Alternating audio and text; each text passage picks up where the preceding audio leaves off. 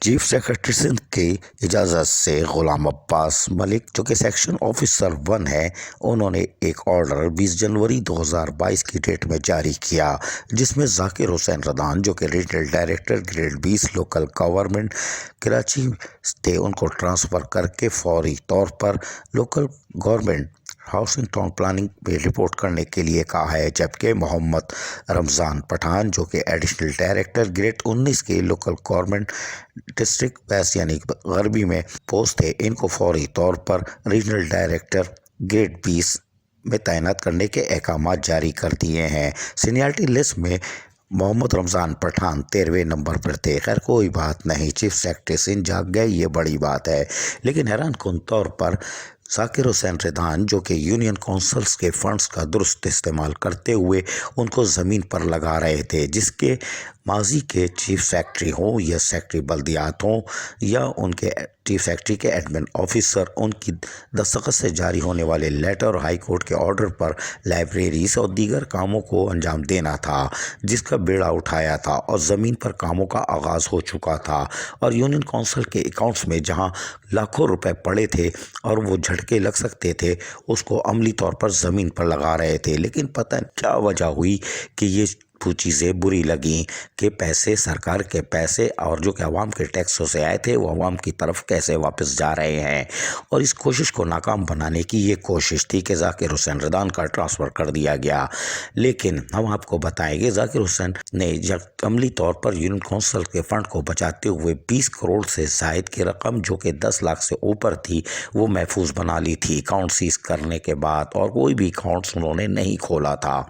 کہ پہلے کام کرو، جبکہ ابھی مکمل تخمینہ لگایا جا رہا ہے جس میں اندازہ ہے کہ 30-35 کروڑ روپے فی الحال موجود ہیں جو محفوظ کر لیے گئے تھے، لیکن ابھی اس رقم کا محتاط طریقے سے اندازہ لگایا جا رہا ہے اور تمام فیگرز جمع کی جا رہی ہے، اور یقینی طور پر یہ محفوظ رقم اب ضائع نہیں ہو سکتی۔ یونین کونسل کے ایڈمنسٹریٹر ہو یا سیکرٹریز اب اس کو دائیں بائیں نہیں کر سکتے، کیونکہ یہ فیگرز موجود ہے اور بینک اکاؤنٹس موجود ہیں۔ سندھ بینک نے تمام چیزیں یقینی طور پر محفوظ رکھی ہوئی ہیں، اور فنڈز آتے ہیں سرکار کے، خرچ ہونے کا طریقہ کار ہے، اس کے تمام کاغذات ہوتے ہیں۔ یقینی طور پر یہ 30-35 کروڑ تو ابتدائی رقم ہے، مزید بھی بڑھ سکتی ہے۔ تاہم یونین کونسل کے فنڈز اب نظروں میں آ چکے ہیں اور اس کو اب دائیں بائیں کرنا کوئی آسان کام نہیں ہوگا۔ تاہم ممتاز قانون دان ذوالفقار علی ڈومکی کا کہنا ہے کہ یہ افسوسناک امر ہے، اس لیے کہ فنڈز سرکار کے ہوتے ہیں جو عوام کے ٹیکسوں کی مد میں آتے ہیں اور اس کو عوام کو لوٹائے جاتے ہیں، لیکن جو کام نیک نیتی سے ہو رہا تھا اس کو روک دیا گیا ہے یا کوشش کی گئی ہے۔ تاہم اس حوالے سے تمام تر لوازمات جمع کیے جا رہے ہیں اور آئندہ 3 دنوں میں یا آئندہ ہفتے کے اوائل میں باقاعدہ پٹیشن دائر کی جائے گی کہ یونین کونسل کے فنڈز کو فوری طور پر آڈٹ کرایا جائے تھرڈ پارٹی، کہ آیا یونین کونسلز کو اب تک گزشتہ 3 سالوں میں جو 4 سالوں میں فنڈز ملے تھے اس کا کہاں اور کس طریقے سے استعمال کیا گیا، اور فنڈز جو اس 1 سال سے یونین کونسل کے اکاؤنٹ میں موجود تھے اس کو کیوں نہیں خرچ کیا گیا، اور کیا گیا تو کہاں کیا گیا، اور جو اکاؤنٹ سیز ہوئے تھے اور جس سے رقم محفوظ بنائی گئی تھی اس کا درست استعمال کیسے ہوگا۔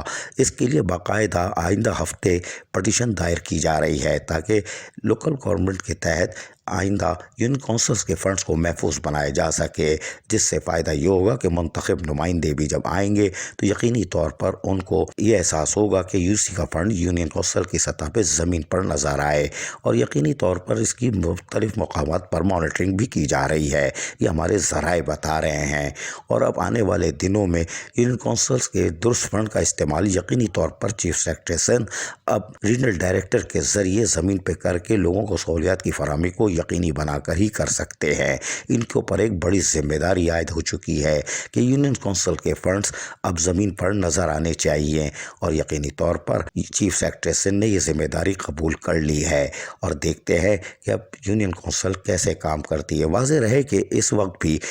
2 سیکشن آفیسر اور 4 ایڈمنسٹریٹو آفیسر جو کہ فل فلیش کام کرتے ہیں، ان کے پاس بھی اضافی یونین کونسل کے ایڈمنسٹریٹر کا چارج ہے،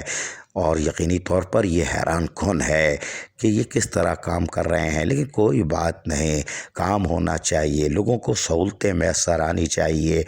عوام کا پیسہ ٹیکسوں کی مد میں ان کو واپس گورنمنٹ دیتی ہے، وہ زمین پہ لگنا چاہیے جس سے سہولتیں میسر آئیں۔ لیکن اب ایک پنڈورا باکس کھل چکا ہے۔ آئندہ ہفتے دائر ہونے والی پٹیشن کے بعد یقینی طور پر مزید انکشافات ہوں گے کہ کتنا فنڈ تھا، کہاں گیا، کس نے کھایا یا کس نے لگایا۔ عزیز عارف، KBS بلدیاتی نیوز، کراچی۔ ایسی ہی خوبصورت ویڈیوز فیوچر میں حاصل کرنے کے لیے ریڈ بٹن پر کلک کر کے اور بیل آئیکن کو پریس کر کے ہم سب کے سبسکرائبر بننا مت بھولیے۔